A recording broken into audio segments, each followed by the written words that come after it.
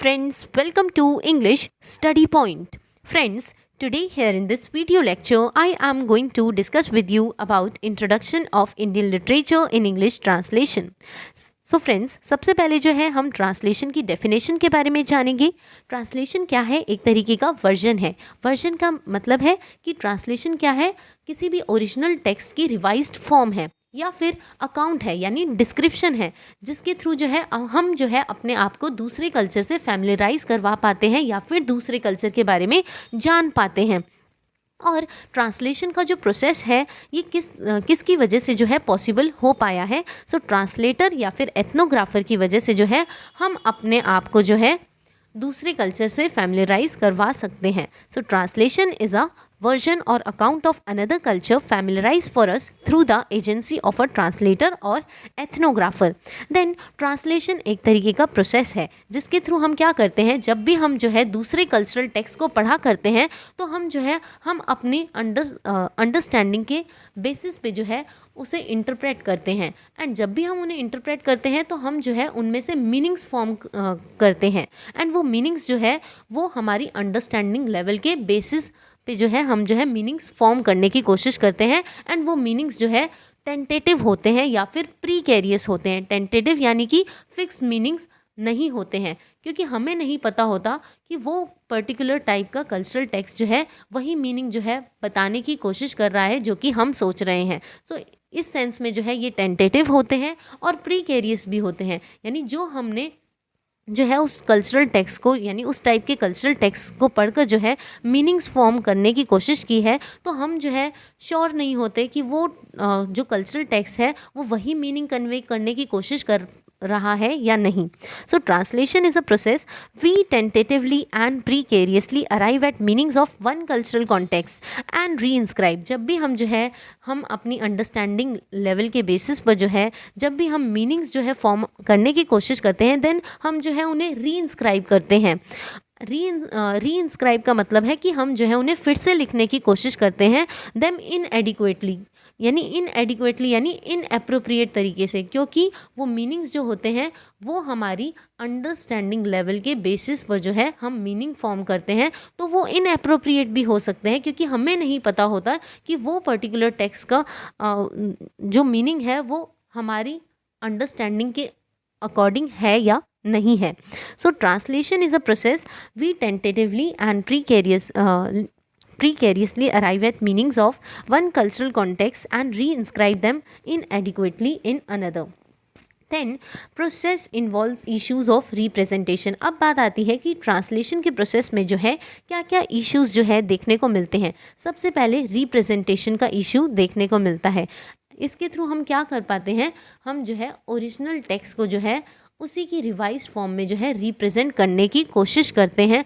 तो जो हम रिप्रेजेंट करते हैं यानी रिवाइज फॉर्म में लाने की कोशिश करते हैं, तो हमें जो है हम बिल्कुल अनश्योर होते हैं कि हम जो है उस पर्टिकुलर टेक्स्ट को जो है सही तरीके से रिप्रेजेंट कर रहे हैं या नहीं। एंड अब बात आती है, दूसरा इशू होता है पावर का। सो ट्रांसलेशन के थ्रू जो है पावर भी मेंटेन की जा सकती है। जब भी कोई एक पावरफुल कंट्री जो है किसी भी दूसरी कंट्री को डोमिनेट करने की कोशिश करती है यानी इन्वेड करने की कोशिश करती है, तो वो पावरफुल कंट्री जो है सबसे पहले जो है उस पर्टिकुलर कंट्री के जो सेक्रेड टेक्स्ट होते हैं उनको समझने की कोशिश करती है। तो इसके थ्रू जो है ट्रांसलेशन के थ्रू जो है पावर भी मेंटेन की जा सकती है। और साथ ही साथ जो है इसके थ्रू यानी ट्रांसलेशन के प्रोसेस के थ्रू जो है हम जो है किसी भी हिस्ट्री को जो है अंडरस्टैंड कर पाते हैं। Then why translation is needed. So translation की जो है ज़रूरत क्यों पड़ी? सबसे पहले ये देखा गया कि ट्रांसलेटर्स जो थे वो जो है उनकी जो है मार्केट में अवेलेबिलिटी दिखने लगी थी। एंड साथ ही साथ जो है ट्रांसलेशन जो है एक तरीके की डिस्कर्सिव प्रैक्टिस है। यानी जो ये ट्रांसलेशन है ये एक तरीके की डिस्कर्सिव प्रैक्टिस भी बताई गई है, क्योंकि ये जो है पर्टिकुलर सब्जेक्ट के बारे में बात नहीं करती है, क्योंकि ट्रांसलेशन में जो है हर तरीके के फैक्टर्स, भले ही वो सोशल हो, कल्चरल हो, जोग्राफिकल हो, इकोनॉमिक हो, हर तरीके के फैक्टर के बारे में बात की जाती है। तो ये जो ट्रांसलेशन है ये फिक्स्ड पर्टिकुलर सब्जेक्ट के बारे में बात नहीं करती, ये जो है डाइग्रेस करती है from subject to subject. Then ये ट्रांसलेशन जो है एक तरीके की सबवर्सिव प्रैक्टिस भी है, यानी ट्रांसलेशन जो है इस्टेब्लिश सिस्टम या फिर इंस्टीट्यूशन को सबवर्ट करने की कोशिश करती है, क्योंकि इसमें जो है कई सारे फैक्टर्स के बारे में बात की जाती है। Made possible through the act of translation, यानी ट्रांसलेशन की ज़रूरत क्यों पड़ी, क्योंकि ट्रांसलेटर्स की जो अवेलेबिलिटी है वो मार्केट में देखी गई, और साथ ही साथ जो है ट्रांसलेशन के थ्रू जो है क्या पॉसिबल हो पाया कि ट्रांसलेशन जो है एक तरीके की डिस्कर्सिव प्रैक्टिस है, यानी कि ये जो है किसी भी फिक्स्ड फॉर्म ऑफ सब्जेक्ट के बारे में बात नहीं करती, इंटर डिसिप्लिनरी सब्जेक्ट्स के बारे में बात करती है ट्रांसलेशन। और साथ ही साथ जो है सबवर्सिव प्रैक्टिस है, क्योंकि इसमें जो है ये जो है इस्टेब्लिश सिस्टम या फिर इस्टेब्लिश इंस्टीट्यूशन के बारे में जो है फिक्स्ड फ्रेमवर्क से जो है इसे नहीं देखा जाता, क्योंकि इसके अंदर जो है बहुत सारे फैक्टर्स का जो है इन्वॉल्वमेंट होता है। एंड ये जो है किस तरीके से पॉसिबल हो पाया, ये सिर्फ और सिर्फ ट्रांसलेशन के एक्ट के वजह से पॉसिबल हो पाया। Then the movement from translation as a simulacrum, कि अब जो है देखा गया कि ट्रांसलेशन के अंदर भी कई सारे चेंजेस देखने को मिले। पहले जो है ट्रांसलेशन को जो है एज अ साइमुलेक्रम की तरह देखा जाता था, यानी ट्रांसलेशन को जो है सिर्फ और सिर्फ जो है ओरिजिनल टेक्स्ट को पढ़ने के बाद जो है उसी की जो है रिवाइज फॉर्म बना दी जाती थी। यानी साइमुलेक्रम का यहाँ पर मतलब है रिप्रेजेंटेशन, किसी ओरिजिनल टेक्स्ट को लेकर जो है रिप्रेजेंट किया गया है, ओरिजिनल टेक्स्ट का रिप्रेजेंटेशन, वो भी रिवाइज्ड फॉर्म में। यानी the movement from translation as simulacrum, यानी ट्रांसलेशन का जो है मूवमेंट हुआ साइमुलेक्रम से टू ट्रांसलेशन एज रीराइटिंग। अब फिर क्या हुआ, पहले जो है ट्रांसलेशन को जो है सिर्फ और सिर्फ जो है ओरिजिनल टेक्स्ट को लेकर जो है रिवाइज फॉर्म में बदल दिया जाता था। अब क्या होने लगा, ट्रांसलेशन जो है इस ट्रांसलेटेड टेक्स्ट को जो है री इंस्क्राइब किया जाता था, री राइट किया जाता था, यानी लोग जो है दूसरे कल्चरल टेक्स्ट को जो है पढ़कर जो है अपनी अंडरस्टैंडिंग के लेवल पर जो है अब जो है अपने अंडरस्टैंडिंग लेवल के बेसिस पर जो है उन्हें री इंटरप्रेट करने लग गए थे। Have made translation a fertile part of, अब जो है ट्रांसलेशन कैसा पार्ट बन गया, फर्टाइल पार्ट बन गया, यानी एक तरीके का प्रोडक्टिव पार्ट बन गया, जिसके थ्रू जो है हम जो है ट्रांसलेशन के थ्रू जो है किसी भी लैंग्वेज या फिर कल्चर या फिर पॉलिटिकल इन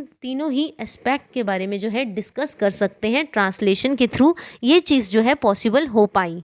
एंड अब बोला जाता है कि translation as a pragmatic activity of turning one language into another, यानी ट्रांसलेशन क्या है, एक तरीके की प्रैक्टिकल एक्टिविटी है, यानी रियलिस्टिक एक्टिविटी है, जिसके थ्रू जो है हम जो है किसी भी टेक्स्ट को जो है एक लैंग्वेज से दूसरे लैंग्वेज में ट्रांसलेट करते हैं।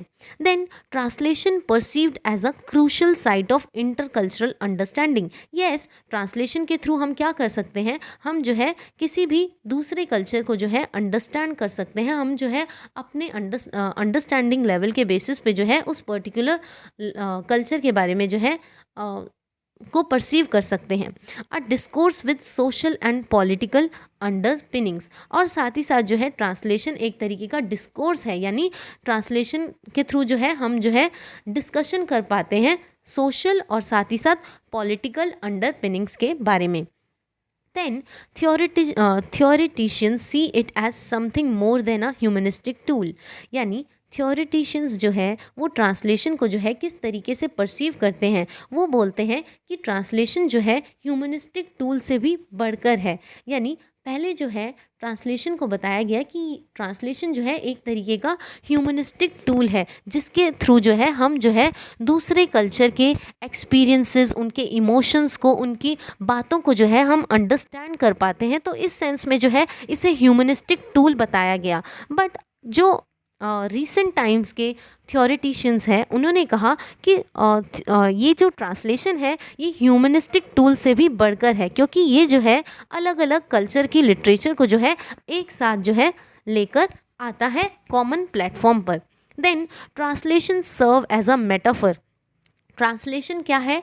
ट्रांसलेशन को जो है लोगों ने बहुत अलग अलग तरीके से डिकोड करने की कोशिश की। कुछ ने कहा कि ट्रांसलेशन एक तरीके का मेटाफर है जिसके थ्रू जो है हम जो है डिफरेंट डिफरेंट ऑब्जेक्ट्स के रिलेशन को जो है के बारे में जो है डिस्कस कर सकते हैं, बजाय कि लैंग्वेजेस के बारे में। कि ट्रांसलेशन वो नहीं है कि सिर्फ और सिर्फ जो है हम जो है ट्रांसलेशन को जो है हम सिर्फ और सिर्फ लैंग्वेजेस के सेंस में जो है डिकोड करें।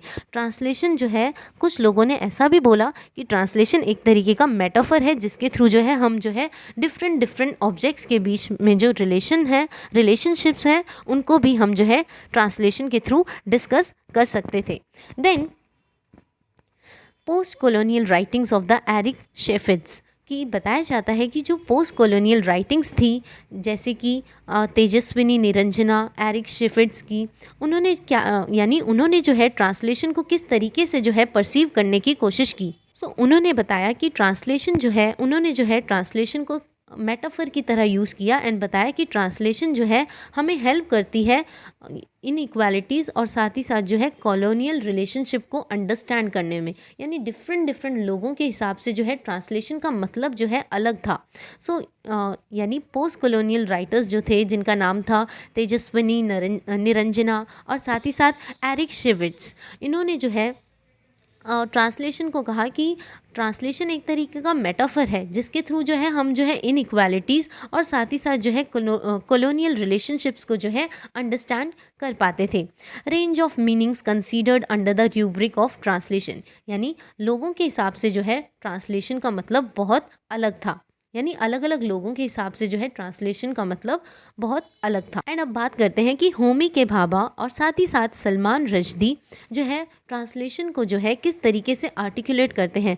वो कहते हैं कि ट्रांसलेशन जो है हाइब्रिड इंटरकल्चरल स्पेसेस को जो है, यानी ट्रांसलेशन के थ्रू जो है हम जो है इंटरकल्चरल स्पेसेस जो कि हाइब्रिड इंटरकल्चरल स्पेसेस हुआ करते हैं, उन ट्रांसलेशन के थ्रू जो है हम आर्टिकुलेट कर सकते हैं। और साथ ही साथ जो है ट्रांसलेशन के थ्रू जो है हम इंटरकल्चरल स्पेसेस या फिर आइडेंटिटीज़ को भी जो है आर्टिकुलेट कर सकते हैं। यानी अलग अलग कल्चर या फिर अलग अलग स्पेसेस में रहने वाले लोगों को जो है अपनी अंडरस्टैंडिंग के लेवल पर जो है आर्टिकुलेट कर सकते हैं through translation.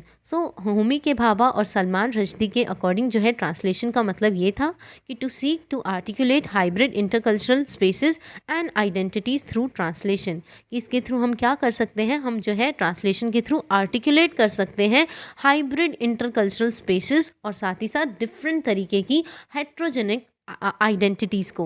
Then Rushdie refers to his tribe as translated man. Then Rushdie के अकॉर्डिंग, सलमान रश्दी के अकॉर्डिंग ट्रांसलेशन का मतलब क्या है वो बताते हैं कि ट्राइब जो है उनके लिए ट्रांसलेटेड मैन की तरह है। क्योंकि translated man in the sense, क्योंकि लोग जो है अलग अलग डिफरेंट स्पेसेस में रहा करते हैं।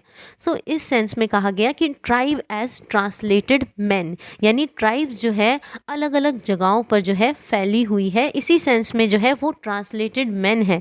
यानी डिफरेंट ट्राइब्स के बारे में जो है बात की गई है। Rushdie refers to his tribe as translated man. Then क्योंकि ये जो ट्राइब्स है ये अलग अलग जगह पर बॉर्न हुई है, इसी सेंस में जो है रश्दी कहते हैं tribe as translated man.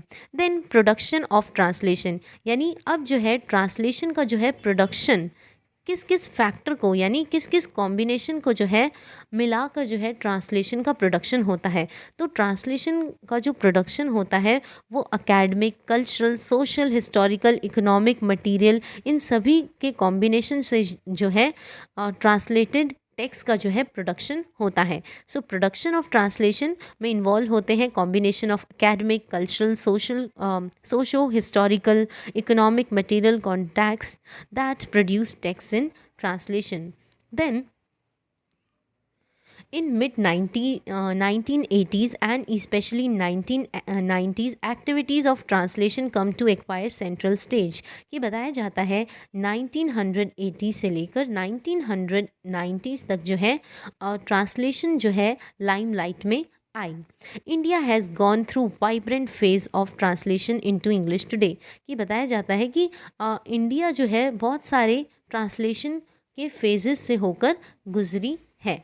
Then production of literary translation from Indian languages into English in the last 10 years has been astonishing. यानी जो इंडियन लैंग्वेजेस का जो ट्रांसलेशन है वो पिछले 10 सालों से जो है बहुत ज़्यादा इंक्रीज़ हो रहा है. Then and last decade witnessed an institutionalization of IELT. यानी अब जो है बताया जाता है कि ये जो Indian literature in English translation है इस सब्जेक्ट को लेकर जो है इंस्टीट्यूट्स फॉर्म हो रहे हैं. एंड बताया जाता है कि ट्रांसलेशन से रिलेटेड जो है कोर्स भी जो है रिसेंट टाइम्स में इस कंटेम्प्रेरी एरा में जो है कोर्स भी ऑफ़र किए जा रहे हैं. एंड यूनिवर्सिटी यानी ये कोर्सेज़ जो है यूनिवर्सिटीज़ में भी ऑफ़र किए जा रहे हैं. इनसे रिलेटेड जो है वर्कशॉप्स होती हैं, सेमिनार्स जो है कंडक्ट करवाए जाते हैं और साथ ही साथ जो है अवार्ड्स भी ऑफ़र किए जाते हैं. So occur through translation courses offered in universities, workshops and seminars organized and awards instituted for translations. Then major contributing factors. यानी अब जो है ये ट्रांसलेटेड टेक्स्ट का जो प्रोडक्शन हो रहा था सो उनके पीछे जो है क्या क्या फैक्टर्स थे. सबसे पहले जो है ट्रांसलेशन से रिलेटेड जो है बहुत सारी थ्योरीज जो है फॉर्म हो रही थी. सबसे पहला फैक्टर यही था.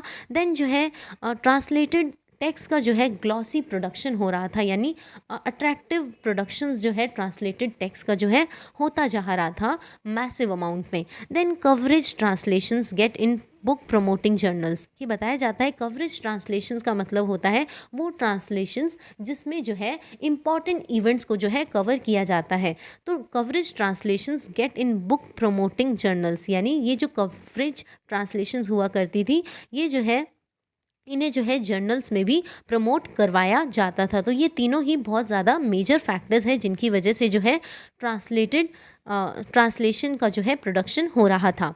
इन द इनिशियल स्टेज, यानी जब इंस्टीट्यूट्स वगैरह ओपन किए गए तो उनसे पहले जो है इनिशियल स्टेज में क्या देखा गया, जैसे कि गवर्नमेंट बॉडीज़ जिनका नाम था साहित्य अकेडमी और साथ ही साथ नेशनल बुक ट्रस्ट, इन्होंने क्या किया था, carried the ideological burden of national integration. इन्होंने क्या किया कि ये जो है ट्रांसलेशन के कोर्सेज़ को जो है इंट्रोड्यूस करवा कर जो है नेशन को जो है इंटीग्रेट करवाना चाहते थे.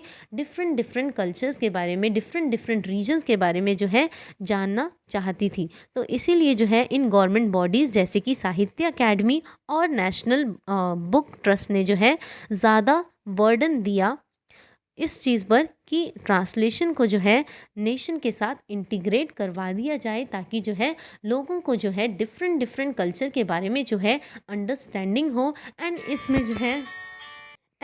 इनमें जो है उन कल्चर्स को भी जो है इंक्लूड किया गया जिन कल्चर्स के बारे में जो है इनमें जो है उन कल्चर्स को भी इंक्लूड किया गया जिनके इश्यूज़ को जो है अभी तक आज से पहले जो है कभी भी टच नहीं किया गया था. तो इसके थ्रू जो है गवर्नमेंट बॉडीज़ जो है इस चीज़ पर एम्फेसाइज करवा रही थी कि ट्रांसलेशन को जो है नेशनली जो है इंटीग्रेट करवा दिया जाना चाहिए. Then there are publishing houses completely and exclusively geared towards the production. फिर जो है पहले जो है गवर्नमेंट बॉडीज़ जैसे कि साहित्य अकेडमी और नेशनल बुक ट्रस्ट ने जो है इस पर जो है ज़्यादा एम्फेसाइज़ किया. देन बहुत सारी जो है फिर पब्लिशिंग हाउसेस जो है वो ओपन हो गए थे जो कि जो है ट्रांसलेटेड टेक्स्ट के प्रोडक्शन पर जो है ज़्यादा कमिटेड थे. यानी वो जो है चाहते थे कि पब्लिशिंग हाउसेस जो है वो चाहते थे कि जो है ट्रांसलेटेड टेक्स्ट का जो प्रोडक्शन है वो काफ़ी ज़्यादा मैसिव अमाउंट में हो. So there are publishing houses completely and exclusively geared towards the production of translated text. Then friends, इसी के साथ ये लेक्चर ओवर होता है. And friends, please don't forget to like, share, comment and subscribe. Hope this lecture will help you in your UGC NET English Literature exams. Thanks friends for watching.